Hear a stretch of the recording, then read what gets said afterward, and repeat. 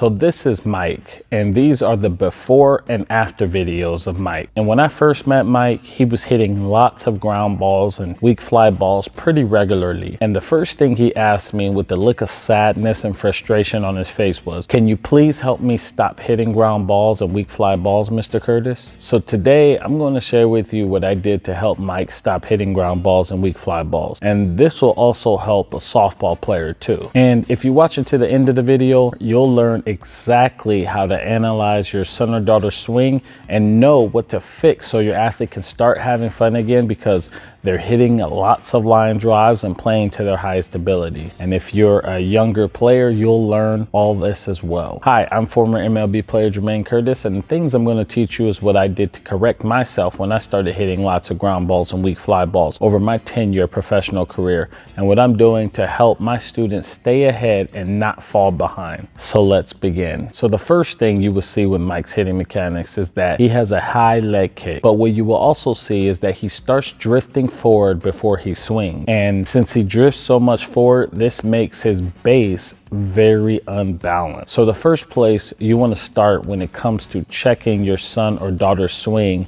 is their base. So what does the base mean? Base is another way for saying balance, and it's the most important part of hitting. Look at one of my swings at the professional level where I hit 300 and was an all-star. See where my body is compared to Mike? See my base? See my balance as I'm swinging? Now back to Mike. Look at his base now. See how he is not as balanced as he swings, and after he swings, he is 70-30 in his weight distribution in his lower half, with more weight being on his front foot as opposed to being 50-50 or at least 60-40 with more weight on his backside. See, in the most simplified version of explaining hitting, the pitcher is trying to break your base, or in other words, get you off balance.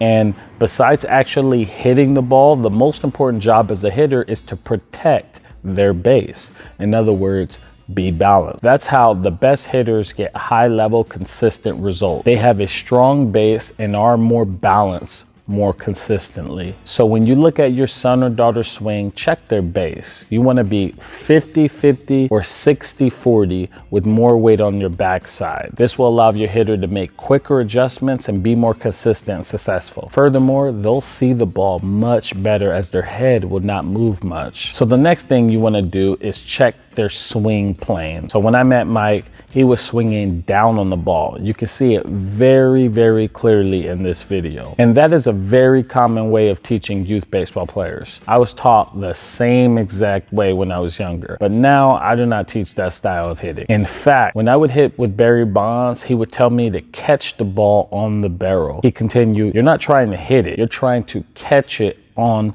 the barrel." What he meant was your goal with your swing should be to try to get on plane early and match your swing with the pitch. And if you do that, you would catch it on the barrel. Back to Mike and his swing. As you can see, his swing is not like he is catching it on the barrel, but more like he is slicing the ball in half. This swing caused him to hit an incredible amount of ground balls and weak fly balls, just like he does in this video.